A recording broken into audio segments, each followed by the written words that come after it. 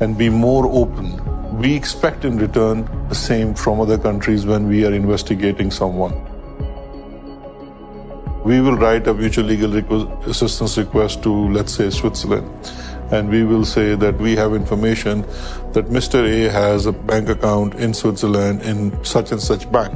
We don't know the branch, we don't know the account number, but he's definitely in the system, and his identity, date of birth, everything is shared, and we will seek information. And maybe 1 year or 2 years after, we will receive certain questions from saying, can you identify the branch name, or can you give us the account number?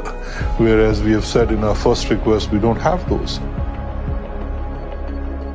When Pakistan Tehreek-e-Insaf government came into power, we formed an informal arrangement with the UK authorities called Justice and Accountability Initiative, and NCA also set up a small anti-corruption unit within NCA, which was to assist in Pakistan on its request. The Home Office and the NCA, the UK's national crime agency, are responsible for dealing with mutual legal assistance requests by foreign states. Pakistan filed numerous MLA requests in relation to the Sharif family's assets in London. The requests on Sharif families are taking a lot of time. It's taking way too long to take some simple actions like, for example, freezing of assets or investigating the assets or the activities in the UK when people are, facing charges or convicted of serious crime in Pakistan. Pakistan did its part. We did our investigation, we did our inquiry, but has there been any investigation on British side? We don't know. What about the Mayfair flats?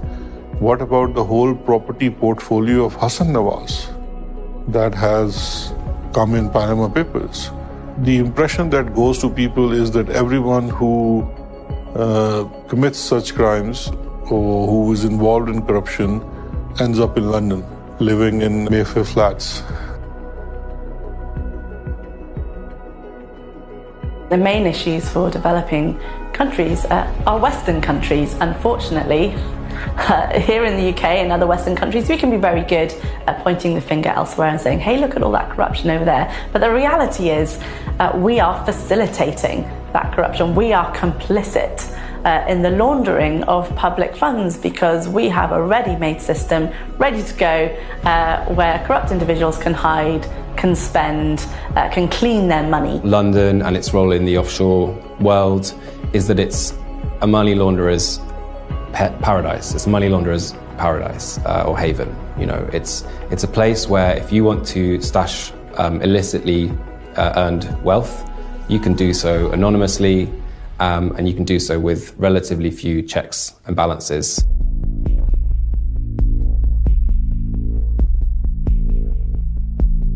The Russian President Vladimir Putin has launched a major military operation against Ukraine. Thousands of troops, backed by tanks and missile fire, have crossed the border into Ukraine on every front. Ukrainian President Volodymyr Zelensky called on all of its citizens who were ready to defend the country from Russian forces to come forward, saying Kyiv would issue weapons to everyone who wants them. We've already put in place the largest package of sanctions in our history. Today, the White House announced new sanctions against members of the Russian elite. Tying Russian oligarchs directly to assets is proving very difficult because they're all masters of using shell companies and relatives to hide their true ownership. For those who wish to hide their money, British dependent territories such as the Cayman Islands, Jersey, and the British Virgin Islands are the destination of choice. In the past, Britain has claimed that these jurisdictions are independent and it cannot dictate their laws. I listened to the Foreign Secretary correctly detail the importance of avoiding sanctions leakage, and she was asked twice in this statement about British overseas territories. I detected a reluctance to go into detail on that. I've been very clear that we will absolutely be including overseas territories in all of these measures we're taking. We contacted the Foreign Office because we wanted to ask them if they would now take similar action against illicit money from other countries. The Foreign Office declined to be interviewed for this documentary. In order to help it seize Russian assets, the UK passed the Economic Crime Act. The aim of the Act is to help law enforcement identify and seize illicit money in the UK. The recent Economic Crime Act basically passed into law that any trusts that are involved in the ownership network of a property now have to declare the beneficial ownership to HMRC. However, that trust register is not public, so we're not entirely sure what information is even on it, or whether that information is verified or how effective it is. Overseas trusts that own UK property will also have to register, well, under law will have to register there. I don't know how much that will be enforced in practice. It's hard to say. It's not really clear how exactly that's going to be implemented. And, you know, so for example, if we look at the register of persons with significant control over UK companies, a lot of people complied with that. A lot of companies complied with that, but a lot didn't. They declared what appeared to be potentially nominees. Now, the UK government has promised to reform Companies House.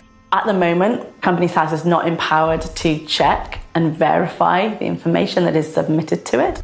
It's quite possible to write down, like I said, Mickey Mouse or Donald Duck, not the real beneficial owner, and no one's really going to check that information.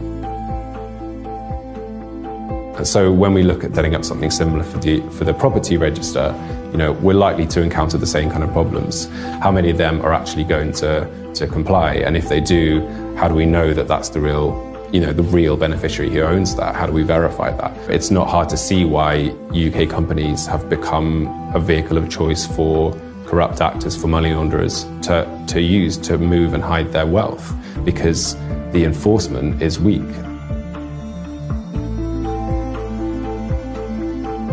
We wanted to speak to the NCA about what they felt would help them tackle the issue of money laundering in the UK. The NCA did not agree to speak to us. The NCA is a department of the British Home Office. We were interested to find out if the NCA felt it could act outside of the ministry it forms a part of, or whether its prosecutions were directed by the interests of the government, rather than in the interests of the prosecution of crime. In February 2022, The Guardian newspaper reported that the former Conservative minister, Lord Foulkes, who attempted to introduce a public register of overseas property owners in 2017 and 2018, was approached by civil servants from 4 government departments who told him to drop the public register of overseas property owners. Lord Foulkes told the newspaper that it is a real irony that our reputation for protecting the rule of law is one of the things that attracts people who have very little regard for the rule of law themselves and come from countries which ignore it almost altogether.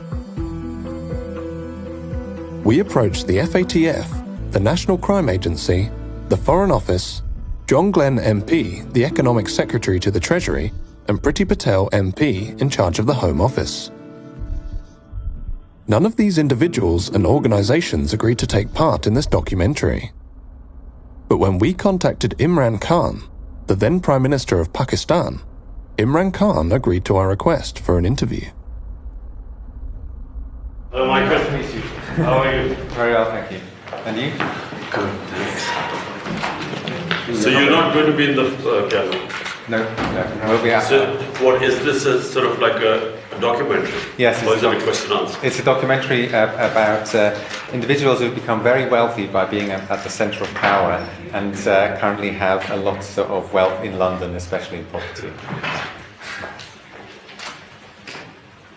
Corruption is not just an issue for Pakistan.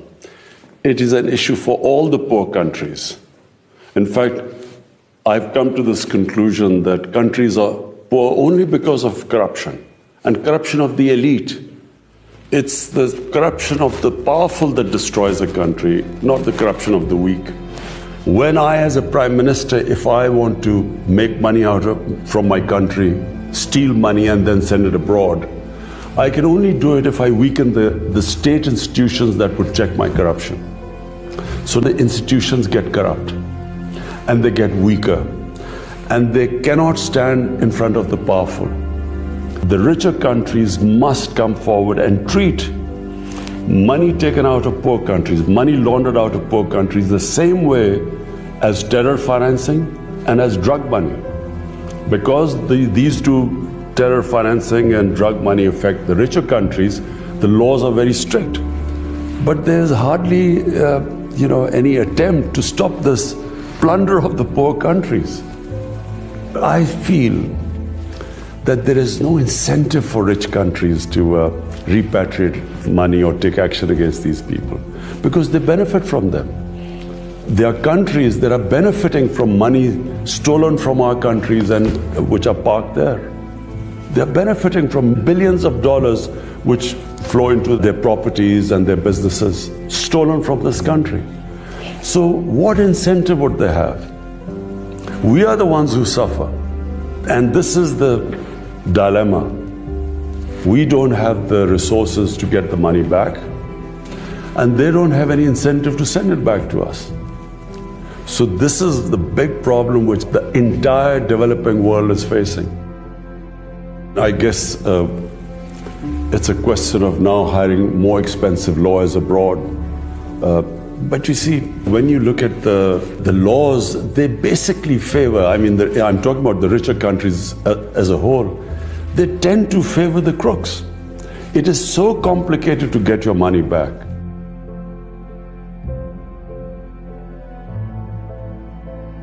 Imran Khan has raised this issue in almost every forum that the rich countries must take care of poor countries, and the care involves that the looted money that is now invested in the rich countries must be returned to the original countries. In Panama Papers, the properties of Sharifs are categorically mentioned, and all these properties are in the heart of London.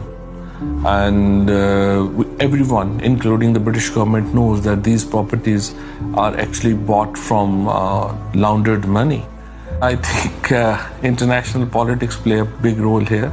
So some countries, they say that what is ours and what is yours is also ours. So this is the case with British government right now.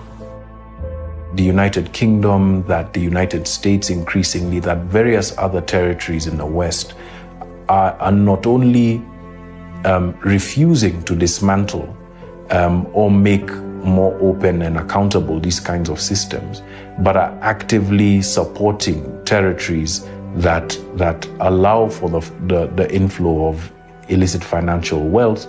And the world needs to be able to wake up to something like this.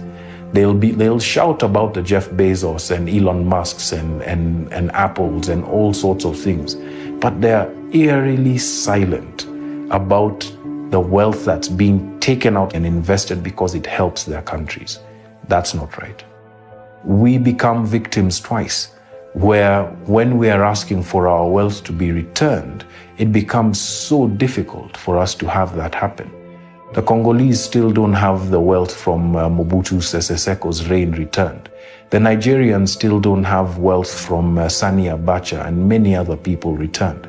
I'd say the same probably of the Dos Santos regime. Countries that actively build these systems, actively finance these systems and protect them, don't do enough to be able to make them more open and accountable. That's just not right. Offshore leaks have revealed time and time again that politically exposed persons use secrecy jurisdictions to hide their wealth, launder their wealth, and reinvest that wealth back into the global economy. A large part of the international financial system and many of the major financial secrecy jurisdictions are controlled and regulated by Western interests. Imran Khan frequently spoke out against money laundering and offshore financial centers. His government challenged Western institutions and governments to return and reveal dirty money and undeclared assets of Pakistani origin, pursued an independent foreign policy, and angered the US by refusing to host CIA sites on Pakistani soil.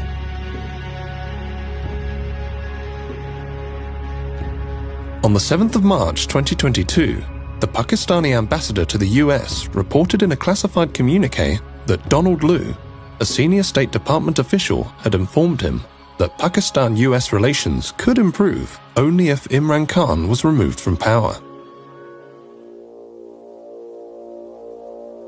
Khan actually accused the US of being behind a conspiracy to get him ousted from power. The Prime Minister of Pakistan accused the US of working with the opposition to remove him from power. There is absolutely no truth to that allegation. We are not going to let propaganda, misinformation, and disinformation, lies, get in the way of any bilateral relationship we have, including with the bilateral relationship we have with Pakistan. Prime Minister Imran Khan has been ousted from power. Lawmakers elected the opposition leader Shahbaz Sharif as the country's new prime minister. A new dawn has started. A new day is coming. Allah has answered the prayers of millions. When Shahbaz Sharif, the brother of Nawaz Sharif, was appointed prime minister on Monday the 11th of April, the Guardian newspaper wrote, "He is known as a diligent administrator with such a great love of poetry that he often opens official meetings with recitals of famous revolutionary Urdu poets. His first words to Parliament were, 'One must set himself free from all bounds of desires.'" Imran Khan claimed he had been removed by a foreign-backed conspiracy. The US Embassy was calling members of my party backbenchers who were not happy, and they were the first ones who then jumped ship. And they were the ones who then offered $1 million each to buy my other members of parliament who actually jumped ship later on. And then Donald Lu's conversation with the ambassador, the next day the no confidence motion is tabled in the assembly. What do you think? You have made some significant allegations there. When it's not will allegations. You show we the have hard this evidence. Why would I want to blame the US if I did not have hard evidence? This was an official message with note takers given to our ambassador, message received by me, by our president, given to the Chief Justice of Pakistan. This is real. Not only was a democratically elected government removed through a conspiracy, we have been replaced by a bunch of criminals. 60% of the cabinet, which is sitting right now, is on bail. The Prime Minister was about to be sentenced in a corruption cases of billions of rupees, and his son.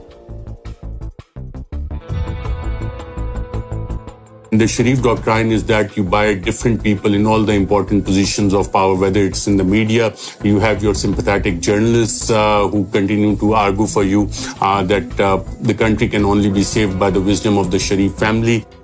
The generals, when they retired, they are also accommodated.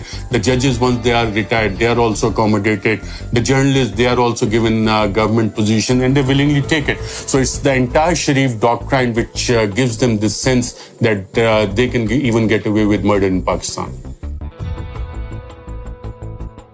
Nawaz Sharif has learned that even though if you are out of power, if you manage to gain time and if you manage to delay the cases in the courts of law, and once you come back into power, you can manage to get a clean check. So I think this time also the same strategy is being followed by the Sharif family.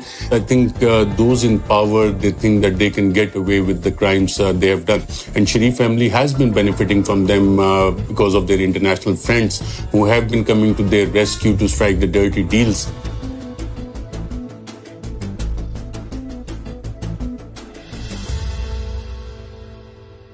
Someone once said that to accumulate wealth beyond one's wildest dreams, one must be close to the individuals who make the rules and who enforce those rules. When Shahbaz Sharif's coalition government was appointed, one of its first actions was to pass an amendment to restrict the power of the National Accountability Bureau, which had been in charge of investigating white-collar crime by public office holders. The amendment, which was passed in June 2022, was to take effect retrospectively. The amendment stipulated that the courts had to decide on the outcome of a case within 1 year, and stated that if sufficient evidence was not provided at the time of the arrest, the arresting officer could face 5 years in jail for the filing of a false reference.